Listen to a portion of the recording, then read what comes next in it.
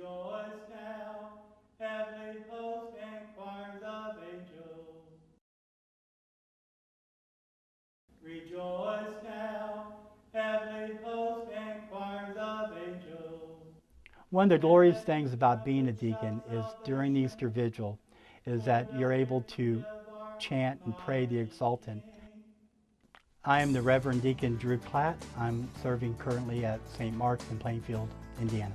Professionally, I work for the Indiana Family and Social Services Administration. I work for the Division of Mental Health. And I am currently the Assistant Deputy Director for Emergency Preparedness.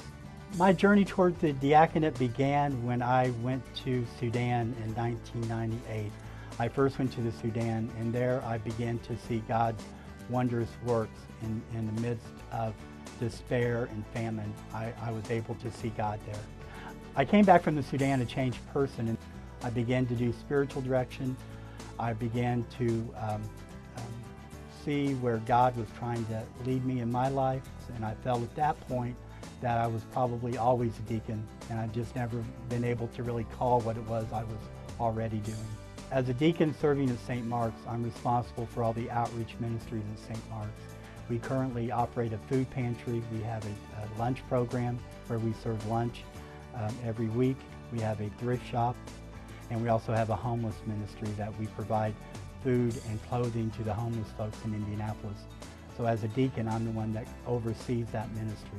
And it's the responsibility of the deacon to bring the concerns of the world into the church and then take the church's message out to the world. So we are in a unique position where we literally have a foot in the world and a foot in the church.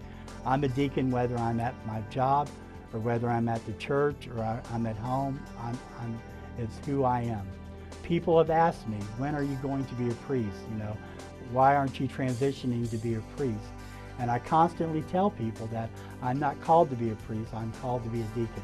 And that's something I'm very comfortable with. Part of my job with the Family and Social Services Administration, as I mentioned, is that I provide psychological first aid teams that will go out and work with people following disasters.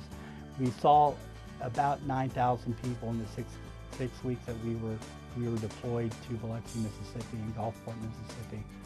So the team that we had down there was a magnificent, wonderful team of dedicated people who wanted to provide services to people following Katrina.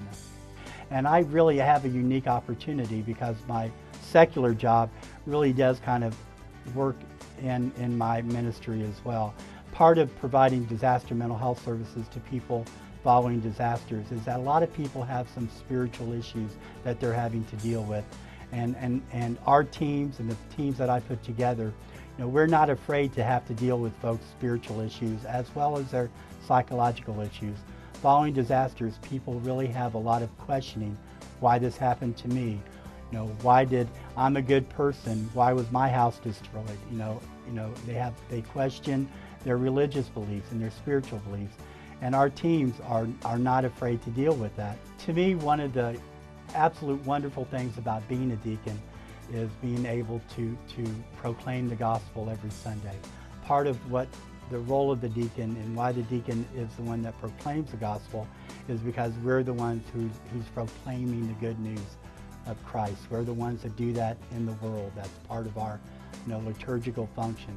That's why in churches where they have deacons, the last voice that you hear at the dismissal is that of the deacon, because the deacon is the one that's telling the people, now that you've experienced the good news, you're to carry that good news out into the world. The story in the Bible that probably symbolizes my call to the diaconate really is the one on Maundy Thursday, where it's the foot washing. I have a picture of it here in my office, and I really try to understand that when I'm washing one of our parishioners' feet, that is a service ministry that we are doing.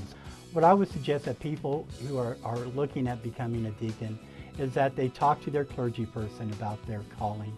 To me, the discernment process was almost a journey in and of itself. Where is God calling me to ministry? And God may not be calling you to be a deacon, but having other people who will help you to discern that is a valuable thing to have. There are many misconceptions about deacons. One of those being is that at one point in time we're going to be priests, or that we are on a journey to the priesthood, and most of us are not.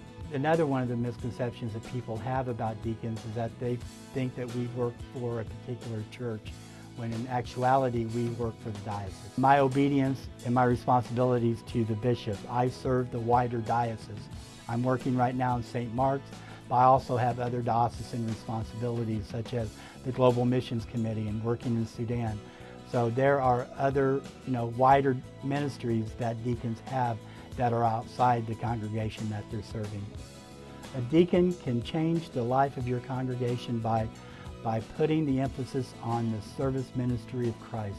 The role of the deacon is to have the congregation understand the service ministry of Christ and the humility of Christ. That's what we're called to do.